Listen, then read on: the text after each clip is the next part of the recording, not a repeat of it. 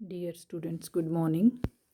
Today we are on the page number 183 and this is the part of the chapter who will be Ning Thao language use. ठीक है, chapter जो था कि who will be निंग था उसका part है ये और इसमें हेडिंग है लैंग्वेज यूज़. ठीक है, क्वेश्चन है देखिए, read the lesson carefully and put a circle around all the action words with ED at the end.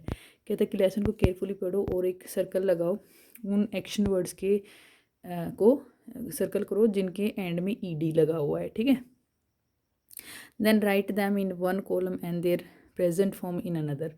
एक कॉलम में उनका क्या लिखो, उनको जो ईडी वाले हैं उनको लिखो, मतलब वो पास्ट फॉर्म है, पता ही है पास्ट फॉर्म में है, और उनकी प्रेजेंट फॉर्म भी लिखनी है दूसरे में. One is done for you. जो ईडी लगे हुए शब्द होते हैं वो पास्ट फॉर्म में होते हैं. ठीक है, ज़्यादातर पास्ट फॉर्म का मतलब सेकेंड फॉर्म. ठीक है, जो एक्शन वर्ड होते हैं उनकी three forms of the verb three forms होती हैं, प्रेजेंट फॉर्म, पास्ट फॉर्म. ठीक है, मतलब जिसमें सेकेंड फॉर्म लगती है.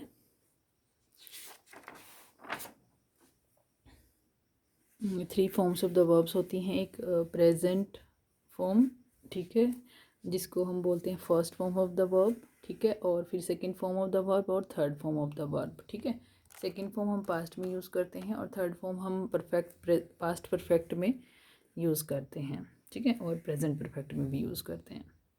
ओके, अब देखिए जो हमने क्वेश्चन पढ़ा था कि हमें क्या करना है, लेसन से कुछ ऐसे वर्ड्स हमें सर्कल करने हैं और यहाँ पर लिखने हैं जिनमें ईडी लगा हुआ है. ठीक है, जैसे जैसे action words with ED at the end. ठीक है, जैसे एडमिटेड, ठीक है, लिव्ड, चेंज्ड, रिमेन्ड. ठीक है, अब इनके action words in present form, ये प्रेजेंट फॉर्म में लिखे हुए हैं. एडमिटेड का एडमिट, लिव्ड का लिव, चेंज्ड का चेंज, रिमेन्ड का रिमेन. उसके बाद कुछ और है, पायस्ड का पायर्स, वॉकड का walk, shouted shout, carried carry.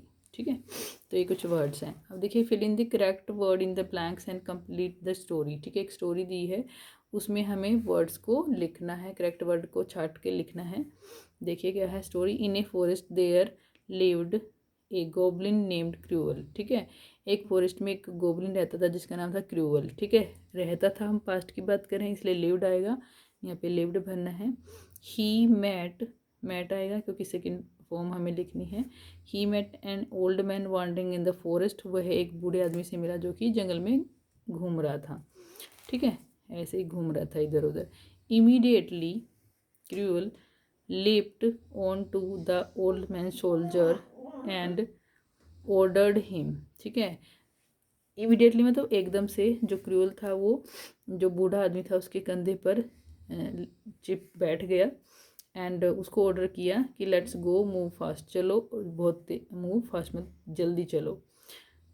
The frightened old man obeyed the nasty goblin.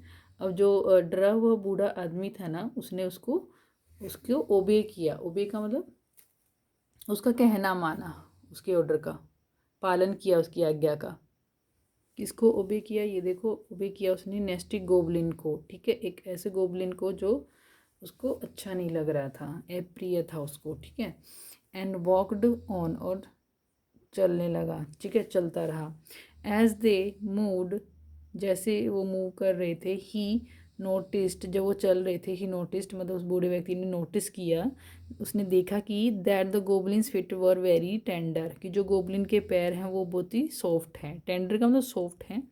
ठीक है, old man asked Cruel, old man ने, बूढ़े आदमी ने क्रूअल से पूछा, sir how are your feet so soft and tender, कि सर आपके पैर जो हैं वो इतने सॉफ्ट हैं और कोमल हैं क्यों हैं, नरम और कोमल क्यों हैं. ठीक है, क्रूअल रिप्लाइड, जो क्रूअल था उसने उत्तर दिया, आई हैव टेकन ए वो, मैंने एक शपथ ली है, वो ली है, that I will not touch the ground with my fit, की मैं अपने पैरों से ग्राउंड को नहीं मतलब नहीं छूँगा, टच नहीं करूँगा, टिल आई वॉश दैम, जब तक मैं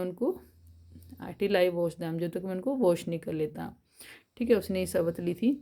दे सून केम टू ए पूल, वे जल्द ही एक पूल पे आ गए, मतलब एक तालाब पे आ गए.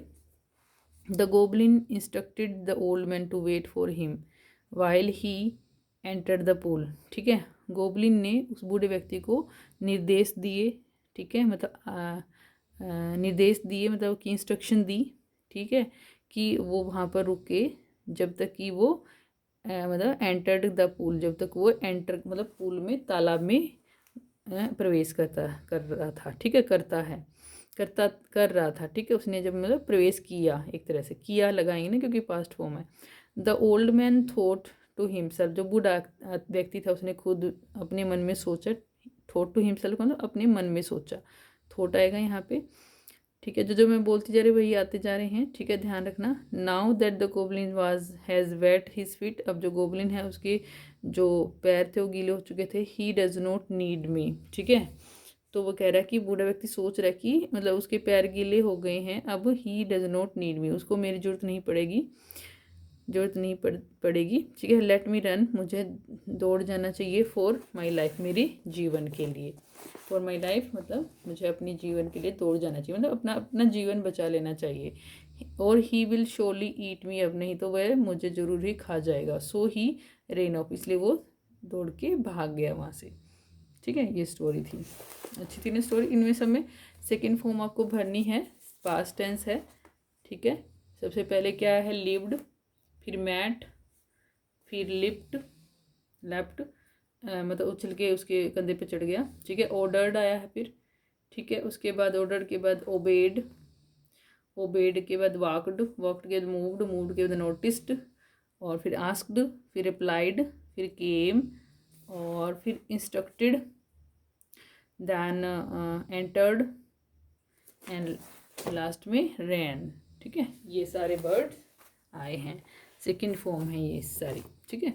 Make a list of the action words from this story, इस स्टोरी से कुछ एक्शन वर्ड्स की लिस्ट बनानी है। ED action words and irregular action word, ED वाले जो होते हैं मतलब जिनमें ईडी लगता है, कुछ ऐसे होते हैं जिनमें ईडी नहीं लगता, डिफरेंट होते हैं उनके जो पास्ट फॉर्म होती है, ठीक है। जैसे देखिए अब देखते हैं, जो रेगुलर है वो हैं ये, मतलब ईडी जिनमें लगता है, रिप्लाई, रिप्लाइड, कम, केम, ओके ये नहीं आएगा यहाँ, कम केम वाला नहीं आएगा यहाँ पे।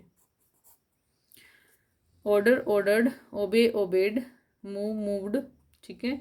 और वॉक, वॉकड, यहाँ पे वॉक लिख देते हैं, वॉक, वॉकड, ठीक है। चेंज, चेंज्ड, बहुत सारे आ सकते हैं, लेसन में से छाट के लिख देने हैं आपको। इरेगुलर एक्शन वर्ड्स ऐसे जिनका डिफरेंट मीनिंग होता है, जैसे मीट का मैट, मतलब अलग बनते हैं, इनमें ईडी नहीं लगता। मीट का मैट, लीप का लेफ्ट, लिफ्ट, कम का केम, थिंक का थोट, रन का रैन, डू का डिड, टेक का टुक, ठीक है। ये अलग हैं, मतलब इरेगुलर एक्शन वर्ड हैं। इरेगुलर क्यों है, क्योंकि इनमें ईडी नहीं लग रहा है, अलग बन रहे हैं इनके सेकेंड फॉर्म। उसके बाद देखिए प्रोजेक्ट वर्क है, प्रोजेक्ट वर्क है एक, कि हमें एक प्रोजेक्ट वर्क बनाना है आप लोगों को। अब देखिए, sit in groups of 5, now each student will tell a story, group में बैठ जाना है, हर एक बच्चा एक स्टोरी सुनाएगा। Decide which group story was the best and declare निंगथा और लाइमा ऑफ द ग्रुप, और जो भी अच्छी स्टोरी सुनाएगा ना वो उस ग्रुप का क्या होगा, निंगथाओ, या फिर वो लड़की होगी तो वो लाइमा होगी उस ग्रुप की, ठीक है। Find out stories about other great peoples lives and their childhood and write these in your notebook, कि जो ग्रेट पीपल हुए हैं उनकी लाइफ के बारे में स्टोरी, ठीक है, और उनके बचपन की स्टोरी आपको सुनानी है और लिखनी है अपनी नोटबुक में भी, ठीक है। पहले अगली क्लास में होंगे तो हम सुनेंगे आपस में जब लाइव क्लास होगी, और अदरवाइज आप नोटबुक में तो लिखेंगे ही। Collect at least 2 such stories and share them with your friends, ऐसी 2 स्टोरी कम से कम आप इकट्ठा करें, उसको अपने फ्रेंड्स के साथ शेयर करेंगे, ठीक है। देखिए अब मतलब शेयर करनी चाहिए, ठीक है, कलेक्ट करनी है और उनको शेयर करना है। You could think of famous, आप किसके बारे में सोच सकते हैं, देखिए साइंटिस्ट के बारे में सोच सकते हैं, रिलीजियस पीपल के बारे में, फ्रीडम फाइटर्स के बारे में, ब्रेव चिल्ड्रन के बारे में, एस्ट्रोनॉट्स के बारे में और आर्टिस्ट के बारे में। जैसे कौन कौन से फेमस, अभी साइंटिस्ट के बारे में बात कर लेते हैं, 2-4 नाम मैं बता देती हूँ। कुछ फेमस साइंटिस्ट हुए हैं जैसे अल्बर्ट आइंस्टीन, ठीक है। अल्बर्ट आइंस्टीन जो हुए हैं वो फिजिक्स के साइंटिस्ट थे मेनली, और उन्होंने जो मास एनर्जी रिलेशनशिप दिया है एक बहुत ही उनका फेमस इक्वेशन है, इक्वल टू mc², मतलब इक्वल टू mc² का मतलब ये होता है कि जो एनर्जी है वो डायरेक्टली प्रोपोर्शन होती है m मतलब मास के इक्वल, मतलब जितना ज़्यादा मास होगा उतनी ही एनर्जी भी होगी, ठीक है। किसी भी पार्टिकल के अंदर जितना ज़्यादा मास होगा उतनी उसकी एनर्जी भी होगी। ये था उनका मास एनर्जी रिलेशनशिप। उसके अलावा उन्होंने थ्योरी ऑफ रिलेटिविटी भी दिया है, ठीक है, और फोटो इलेक्ट्रिक इफेक्ट दिया है, ठीक है।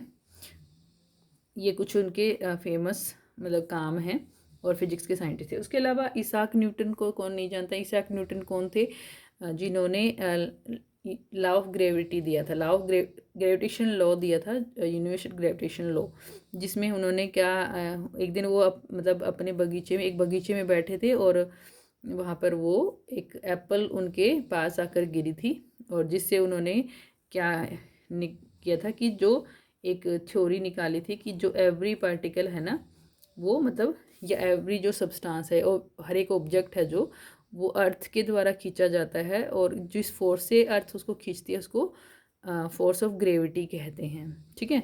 और उसके बाद ये भी दिया कि जो हर एक ऑब्जेक्ट है ना यूनिवर्स में, हर एक ऑब्जेक्ट दूसरे ऑब्जेक्ट को एक ग्रेविटेशनल फोर्स के साथ खींचता है, उसको हम फोर्स ऑफ ग्रेविटेशनल कहते हैं, ग्रेविटेशनल। जो अर्थ की फोर्स है उसको ग्रेविटी कहते हैं, और हर एक ऑब्जेक्ट के बीच में जो फोर्स है उसको ग्रेविटेशनल फोर्स कहते हैं, ठीक है। तो उन्होंने ये लॉ दिया था, मतलब उन्होंने ये बताया था इसके बारे में, तो उसके बारे में भी लिख सकते हो आप, ठीक है। और इसाक न्यूटन जो थे ना, वो उनके बारे में मैं थोड़ा सा बताती हूँ कि जब वो पैदा होने वाले थे तो उनके फादर की डेथ हो गई थी 3 महीने पहले, ठीक है। और उनके फादर का नाम भी इसाक न्यूटन ही था, ठीक है। और वो एक्चुअली जब वो पैदा हुए थे तो वो मतलब अपने बर्थ टाइम से पहले ही पैदा हो गए थे, और वो बहुत वीक थे, और इतने वीक थे कि मतलब उनको एक कैटली के अंदर भी रखा जा सकता था, इतने वीक थे वो, ठीक है। उनकी मदर हम मतलब ये बताती थी कि वो इतने वीक थे। इन्होंने क्या, ये भी क्या है, मैथ्स के और फिजिक्स के साइंटिस्ट रहे हैं ये, और इन्होंने लॉज ऑफ मोशन दिए हैं और यूनिवर्सल ग्रेविटेशनल लॉ दिया है, ठीक है। लॉज ऑफ मोशन आप बड़ी क्लास में पढ़ेंगे, 3 लॉ हैं न्यूटन के, वो आप बड़ी क्लास में पढ़ेंगे, ठीक है। उसके बाद और भी बहुत सारे साइंटिस्ट हुए हैं, जैसे मैरी क्यूरी, ठीक है, गैलीलियो गैलीली, स्टेफन हॉकिंग। और स्टेफन हॉकिंग तो ऐसे साइंटिस्ट थे बच्चों जो मतलब उनको एक डिजीज़ हो गई थी थोड़ी सी उम्र में ही, ठीक है। मतलब जब वो मतलब कितने साल के थे, 21 ईयर्स के थे लगभग, तो डॉक्टर ने उनको बोला था कि उनको एक डिजीज़ हो गई है जिसमें उनके न्यूरॉन्स जो थे ना, मोटर न्यूरॉन्स थे, एक मोटर न्यूरॉन्स के से रिलेटेड एक डिजीज़ हो गई थी, मतलब ऐसी डिजीज़ जिसमें उनकी आवाज़ भी चली गई थी। मतलब पहले वो बोलते थे बहुत अच्छे से और बहुत अच्छे इंटेलिजेंट थे, लेकिन बाद में उनकी आवाज़ चली गई थी, और लेकिन आवाज़ जाने के बाद भी, और डॉक्टर्स ने उनको ये बोल दिया था कि 2 साल के अंदर उनकी डेथ हो जाएगी, लेकिन उन्होंने डेथ को भी मतलब मौत को भी हरा दिया था। और एक्चुअली देखो उनकी जो एज थी, जब वो 1942 में पैदा हुए थे, वो 1962 में उन्होंने ग्रेजुएशन की थी, और उसके बाद 1963 में डॉक्टर को ये पता चला था कि उनको एक डिजीज़ है। तो ये लगा लो 1966 लगा लो, ठीक है। 1966 में मतलब उनको बोल दिया गया था कि मतलब कि जब तक वो मर जाएंगे 1966 तक, ठीक है। लेकिन फिर भी वो 2018 तक मतलब रहे हैं, 2018 में उनकी डेथ हुई थी। तो उन्होंने मतलब मौत को भी हरा दिया था, और वो उनकी आवाज़ जाने के बाद भी उन्होंने बहुत सारे मतलब एक्सपेरिमेंट किए हैं। ब्लैक होल्स के बारे में उन्होंने लिखा है, ब्लैक होल्स के बारे में उन्होंने बताया है, ठीक है।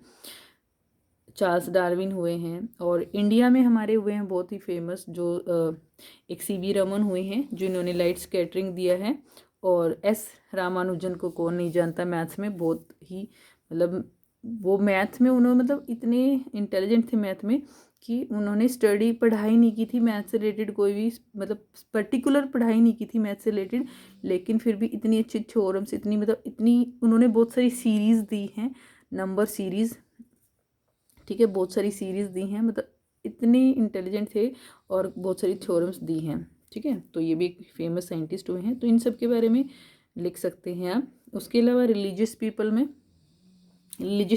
भी लिख सकते हैं कि कोई धार्मिक जो गुरु हुए हैं, धार्मिक नेता हुए हैं जो आपको अच्छे लगते हैं, उनके बारे में लिख सकते हैं, ठीक है। फ्रीडम फाइटर्स के बारे में लिख सकते हैं, जो जैसे कि महात्मा गांधी, ठीक है, अपनी आज़ादी के लिए लड़े थे। उसके बाद भगत सिंह, ठीक है, और सुभाष चंद्र बोस, चाचा नेहरू, ठीक है, इनमें से किसी के बारे में भी लिख सकते हैं आप। ठीक है, ब्रेव चिल्ड्रन आपको पता है जो बहादुर बच्चे होते हैं उनको राष्ट्रपति जो होता है वो क्या देते हैं, प्राइज़ देते हैं, और उनको हाथी पे बिठा के मतलब जो रिपब्लिक डे होता है उस दिन हाथी पर बिठाया जाता है और उनको बड़ा ही मतलब उनको आदर दिया जाता है।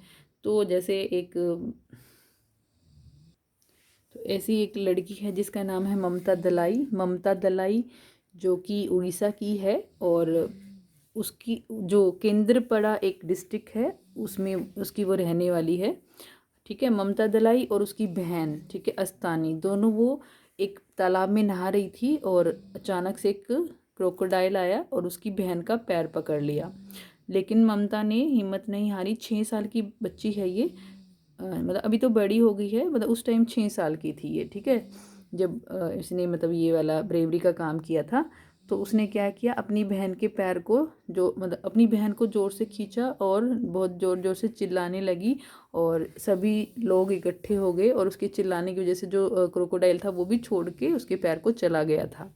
ठीक है, और बाद में फिर उस जो क्रोकोडाइल था ना उसको जो भीतरकनिका नेशनल पार्क है उस के ऑफिसर्स ने मतलब उसको पकड़ लिया था और लेके चले गए थे उधर।